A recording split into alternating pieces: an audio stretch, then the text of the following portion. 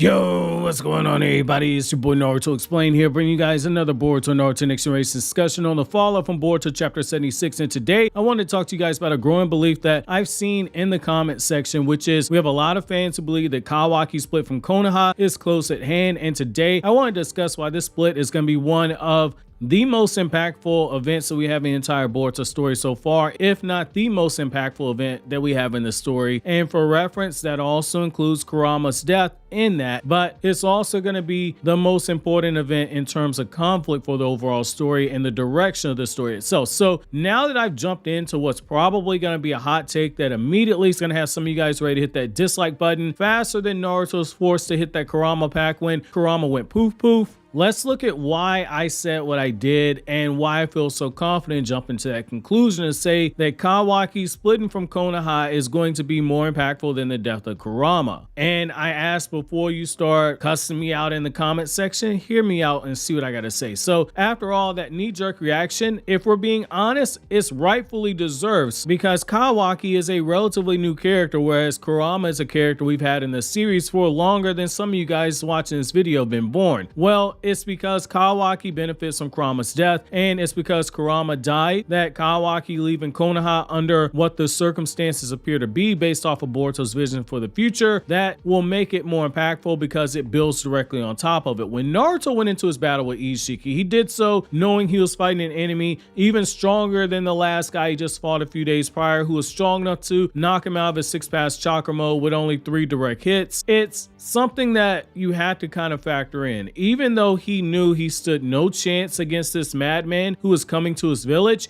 and in the manga version had seemingly already killed some Jonin, Naruto rushed forward because he wouldn't allow Isshiki to place the karma seal on the Kawaki. It was him going into a helpless situation to protect a boy he'd known for less than a year, and that desperation to protect him, as well as his own son, who was now in danger of being captured and fed to the Ten Tails. It led to Naruto using Baryon mode, believing that this would be the death of Naruto in exchange for bringing down Isshiki. However, instead of Naruto dying, it was Kurama who died. Naruto gave up a key part of himself. He gave up an enormous source of his power merely to protect 2 boys, one his own blood son and the other one an adopted son. And since then, we've had moments where Naruto did subtle things like place his hand over his stomach where the seal that used to have Kurama was no longer there, or he was making a pain expression when he was told a harsh reality, which is that he no longer had the power he once did. Naruto gave all that up for the future of Boruto, but also for Kawaki's future. And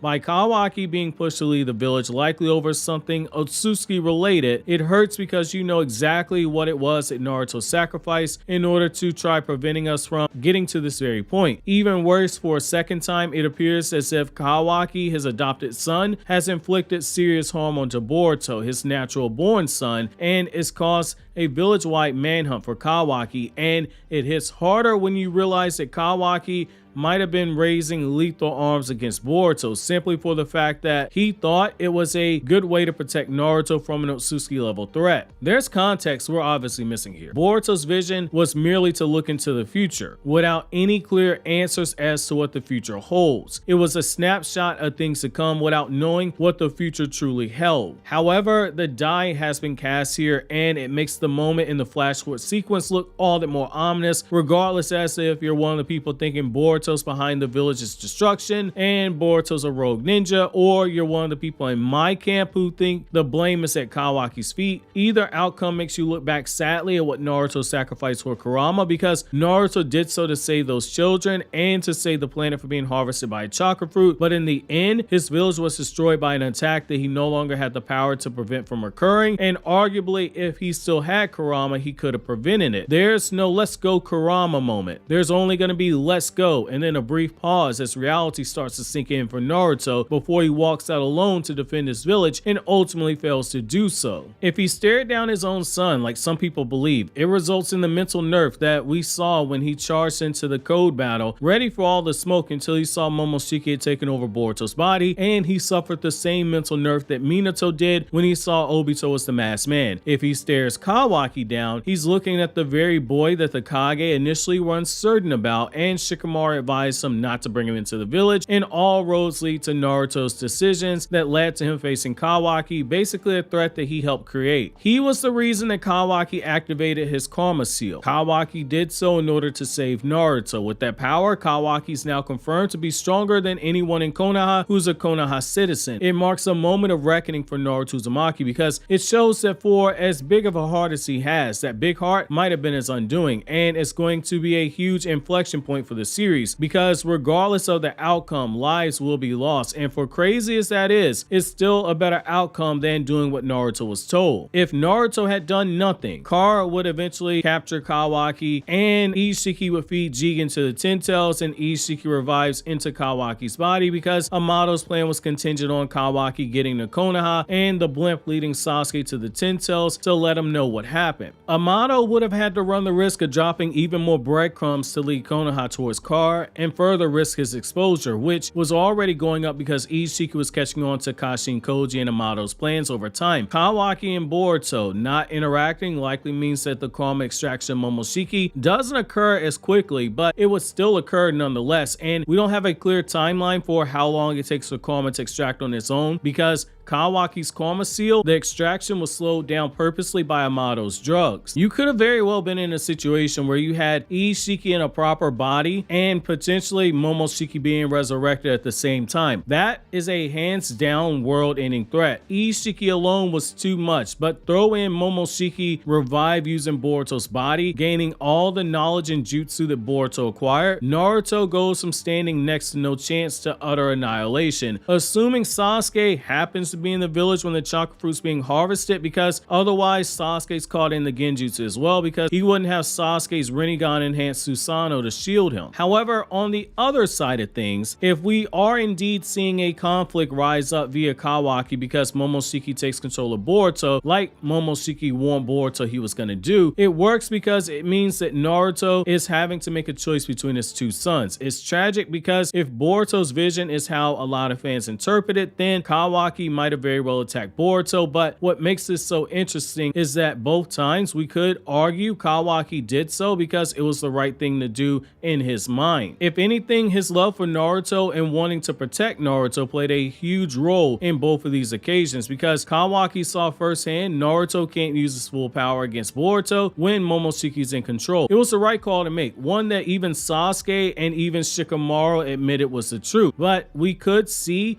Naruto choosing his firstborn child over his adopted son. If that happens, that's going to be huge. That's going to be a really big question to ask moving forward. Kawaki basically experienced love for the first time under Naruto. It's only right he experiences true rejection for the first time under him, and the foreshadowing's been there the entire time. Jigen's words to him were that Konoha and Naruto would never truly accept Kawaki, and even Kawaki himself thought back to those words and those very same things when he was on top of the Hokage monument, recalling the nasty looks that he got from the villagers following Isshiki's attack. It's something worth keeping your eyes on narratively because it plays on an insecurity. However, I think this might be something that is either hit or miss with fans depending on how it's done, because building on Kurama's death in this way, if it isn't done correctly, if it isn't done properly, it might rub fans the wrong way, but it's something that if it's done right, it could lead to one of the biggest betrayals in all of anime when Kawaki does face Naruto into their time skip. That being said, what are you guys' thoughts on Kawaki turn on Naruto in spite of everything Naruto's done for him? Where would that rank on the list of betrayals? And if it happens, should Naruto step down as Hokage? While you think that over, click here to watch my top 5 strongest human devil hunters in Chainsaw Man, or click here to watch this Naruto Explained video.